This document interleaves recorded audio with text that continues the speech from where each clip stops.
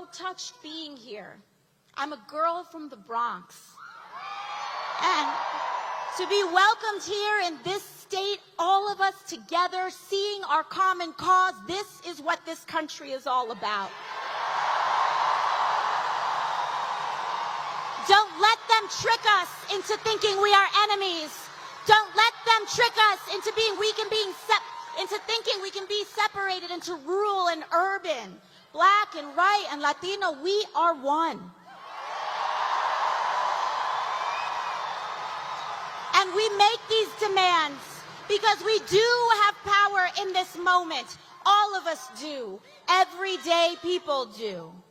And it will never, this is important, it will never be just institutions and politicians and officials alone that uphold our democracy. It will always be the people, the masses, who refuse to comply with authoritarian regimes, who are the last and strongest defense of our country and our freedoms. It is you. It is you, Idaho. We know that a better world is possible, and we are willing to do something about it. But to get there, we need to be honest about how we got to where we are right now. Because this moment did not come out of nowhere. It has been a long time coming. The destruction of our rights and democracy is directly tied to the growing and extreme wealth inequality in America that has been building for years. And it is not a coincidence that billionaires like Elon Musk dumped billions into this election to elect Trump. And he sure as hell ain't doing it out of charity, Idaho. For years, we have known that our political system has slowly but surely become dominated by big money and billionaires. And time after time, we've seen how our government and laws are more responsive to lobbyists and corporations than the will of everyday people and voters. And we also know that the agenda of dark money to keep wages low and loot our public goods to give to the rich is deeply unpopular with the people, Democrat, Independent, and Republican alike.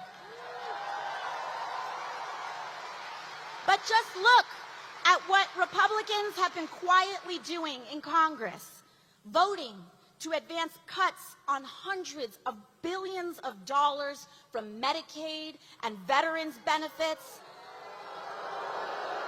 so they can take that money and give it to billionaires in the form of tax cuts and sweetheart government contracts to their own companies like SpaceX.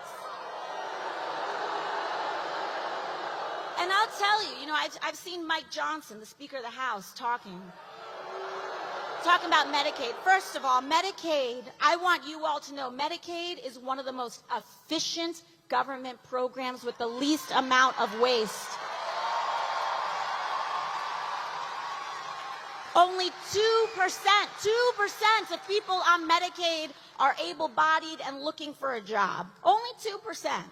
And I saw Mike Johnson on the television saying, we got to stop all these able-bodied men from being on Medicaid. First of all, like it's a crime for someone to have health care in America. Health care is a human right in America, and everyone should have it.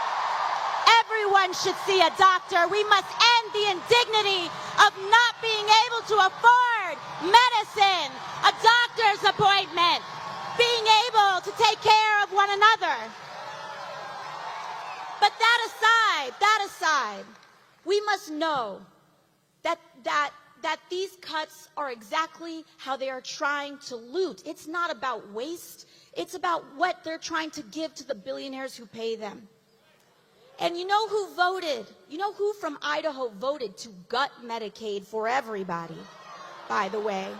Both of your senators, Jim Risch and Mike Crapo.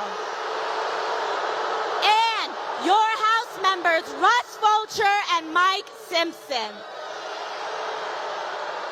You deserve better, Idaho. They know that that's not what you want. They know it is deeply unpopular. They know that it hurts the working families of Idaho, but they are not here to serve working families. They are here to serve themselves and the billionaires who pay them.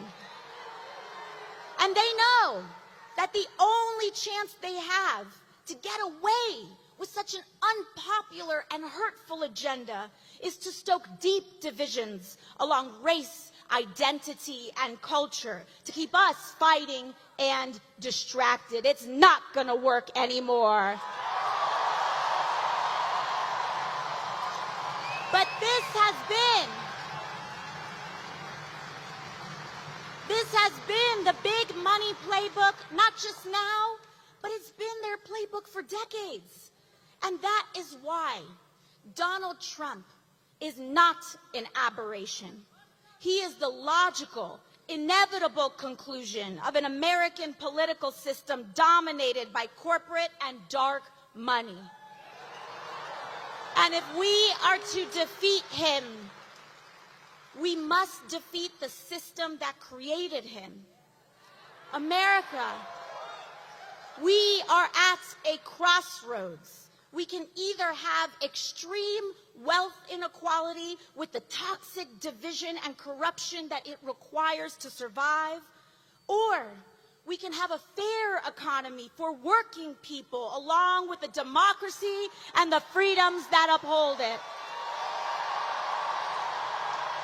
Oligarchy or democracy?